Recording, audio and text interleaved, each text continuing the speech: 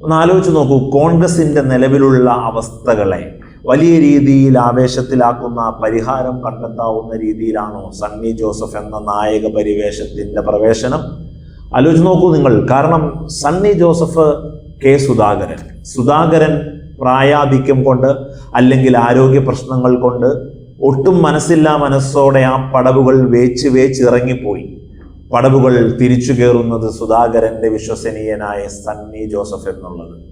ആ ഒരു സുധാകരന് ഒരു അനുകൂല ഫാക്ടറായി മാത്രം അത് മാറുമ്പോൾ ഈ നാട്ടിൽ നമുക്കെല്ലാവർക്കും അറിയാം KPCC അധ്യക്ഷന്റെ ചുമതലകൾ, കേരള പ്രദേശ് കോൺഗ്രസ് കമ്മിറ്റിയുടെ ഒരു നായകൻ എന്തൊക്കെ ചെയ്യേണ്ടി വരും. പിണറായി വിജയനെതിരെ ശക്തമായി ആ ഒരു ഹാൻഡിലിംഗ് അങ്ങനെ തന്നെ നിർത്തുക.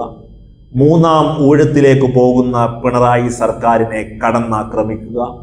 കോൺഗ്രസിൻ്റെ ആഭ്യന്തര പ്രശ്നങ്ങളായ ഗ്രൂപ്പിസത്തെ, അഭിപ്രായ വൈരുദ്ധ്യത്തെ പല നേതാക്കന്മാരും ഇപ്പോഴും ഉണ്ട് എന്നുറക്കെ പറയുമ്പോഴും പകൽ വെളിച്ചം പോലെ തുറന്നു കാണുന്ന ആ ഒരു വ്യത്യസ്തമായ കാഴ്ചപ്പാടുകളെ ഒക്കെ ചേർത്ത് നിർത്താൻ മാത്രം സണ്ണി ജോസഫിന് ഒരു കെൽപ്പുണ്ടോ എന്നുള്ളതാണ്.